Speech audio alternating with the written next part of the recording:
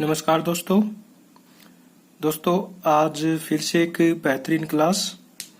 और आज की इस क्लास में प्रतिशत और अनुपात दोनों मिश्रण हैं इन सवालों में। देखिए बहुत ही अच्छे हैं। किसी स्कूल के लड़कों की संख्या और लड़कियों की संख्या का अनुपात 4:1 है। यदि लड़कों के 75% को तथा लड़कियों के 70% को छात्रवृत्ति मिलती है तो उन विद्यार्थियों का प्रतिशत बताइए जिन्हें छात्रवृत्ति नहीं मिली। सबसे पहले देखते हैं हम लड़के लड़कियों का अनुपात कितना है, 4:1। लेकिन ये नहीं दे रखे भाई कितने लड़के लड़कियां हैं। हम अपनी तरफ से मान लेते हैं जैसे 100 लड़के लड़कियां हैं। ठीक है, अब 100 को 4:1 में बांट देते हैं हम। 4:1 इसका मतलब हुआ 4 1 5। इन दोनों को जोड़ लेते हैं। इस 5 से क्या करेंगे, 100 को भाग देंगे। 5 20 100, 20 आया और उस 20 को इससे गुणा करेंगे। 20 चौका 80। ठीक है, और 20 एकम 20।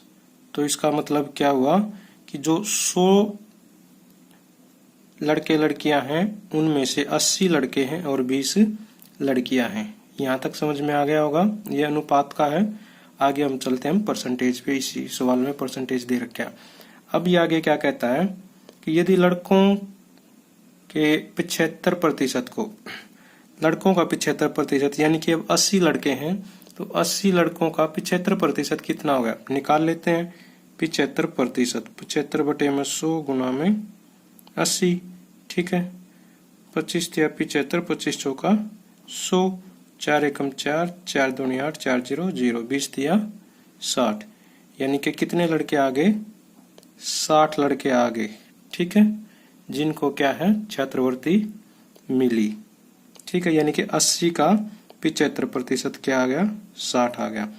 ऐसे ही लड़कियों का है। लड़कियां हैं 70%। टोटल लड़कियां कितनी हैं, 20। तो 20 का 70% निकाल लेते हैं। ठीक है, ये निकाल लेते हैं। 1 0 1 0 ये 0। ठीक है, 7 दूनी 14।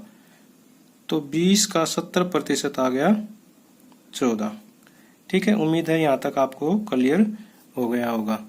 देखिए दोनों तरह के सवाल इसमें मिक्स हैं, प्रतिशत और अनुपात। तो थोड़ा सा आपको लेंथी लग सकता है, लेकिन आप वीडियो को दोबारा से देखेंगे तो जरूर आपको समझ में आ जाएगा।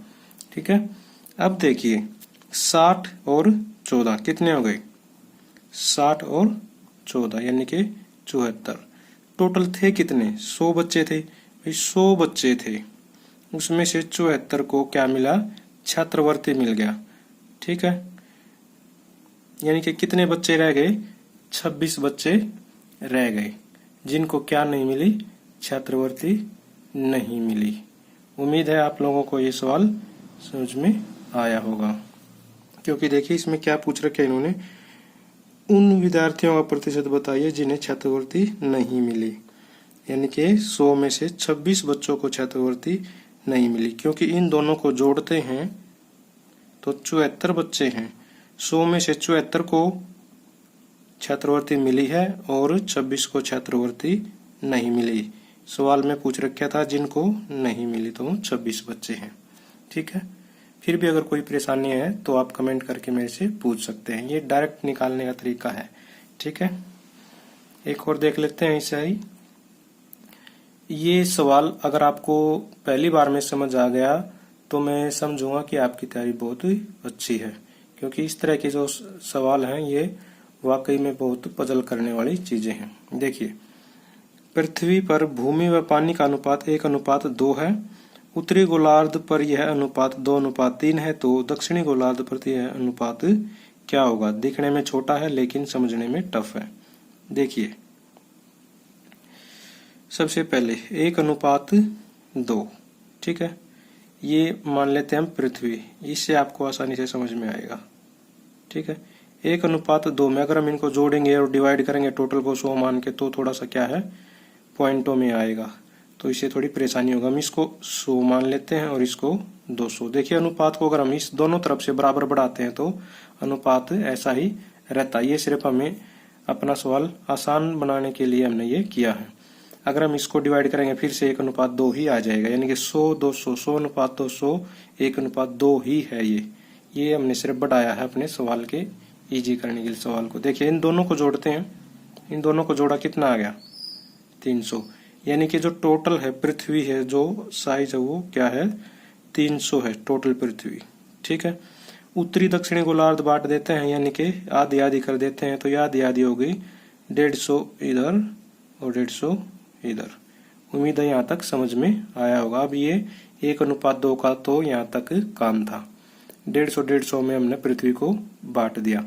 अब आगे आता है भूमि और जल का अनुपात। ये कितना है 2:3 है, भूमि और जल का अनुपात 2:3 है, ये है 2:3। ठीक है, अब इस 150 को 2:3 में बांट देते हैं, वेरी सिंपल। देखिए 2 और 3 5 और 150 है, 5 से डिवाइड करेंगे कितना आ गया 30। ठीक है, इस 30 को इससे क्या करेंगे मल्टीप्लाई करेंगे, 30 तिया 90। ठीक है, 30 पहले मैंने इसको कर दिया, 30 दूनी 60। ठीक है, और 30 तिया 90। ठीक है, ये कहता है 90 और 60, ये आ गया हमारा किसका अनुपात 2:3, कौन सा था उत्तरी गोलार्ध का। ठीक है, उत्तरी गोलार्ध में 60 क्या है भूमि है और 90 पानी है। जब सोचकर देखिए, जब 60 इधर है क्या भूमि, तो बाकी कितनी बच गई 40 भूमि बच गई, टोटल 100 होता है। ठीक है, तो 40 इधर बच गई, और जब 90 इधर है, ठीक है 90 इधर है, तो क्योंकि 2:3 में है ना, तो कितना बच गया 110 इधर बच गया। ठीक है, देखिए अब ये भी क्या है 150 हो गया और ये भी 150 हो गया। ये भी 2:3 में हमने किसको डिवाइड किया था, जो 2:3 में 150 को जो डिवाइड करने के बाद ये जो अनुपात था, इस अनुपात में से जो बच गया 150 को पूरा करने के लिए, बाकी 150 को, ये 40:110, 40:110 को हम ये 1 0 से 1 0 दोनों तरफ काट देते हैं, तो 4:11 इसका आंसर आ जाएगा। ठीक है, फिर भी कोई परेशानी है आप इसको वीडियो को दोबारा से देख सकते हैं। इसमें थोड़ी सी परेशानी मैं मानता हूँ कि इसमें किसी भी बच्चे को हो सकती है। ठीक है, लेकिन इस सवाल का लेवल बहुत ही अच्छा है। ठीक है, 150 को बांट दिया 2:3 में, 60 और 90 आ गया। 60 और 90 में से जो बच गया 150 के हिसाब से ही, ठीक है, वो हमने 60 इसमें इधर आ गया तो 40 इधर बच गई भूमि, और 90 इधर आ गया तो 110 इधर बच गई। इन दोनों को जोड़ेंगे तो भी 150, इन दोनों को जोड़ेंगे तो भी 150। ठीक है, एक और देख लेते हैं। ये तो बहुत इजी रहेगा, किसी भी बच्चे को आना चाहिए अगर सिंपल अनुपात के सवाल अगर उसको आते हैं। देखिए, एक फलों की टोकरी में सेब और संतरों का अनुपात 2:3 है। टोकरी में रखी सेबों का प्रतिशत ज्ञात कीजिए। अब हमें पता नहीं कितनी सेब है कितने क्या है, तो हम 100 मान लेते हैं, जो प्रतिशत के सवालों में आमतौर पर यही होता है। ठीक है, 100 हमने मान लिया।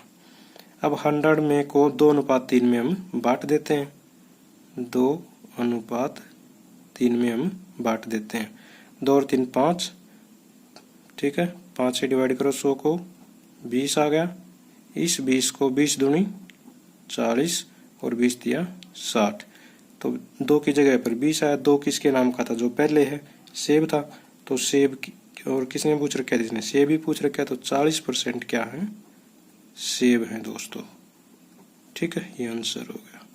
उम्मीद है आज की क्लास आपको पसंद आएगी, और पसंद आते हैं तो चैनल को सब्सक्राइब कीजिए।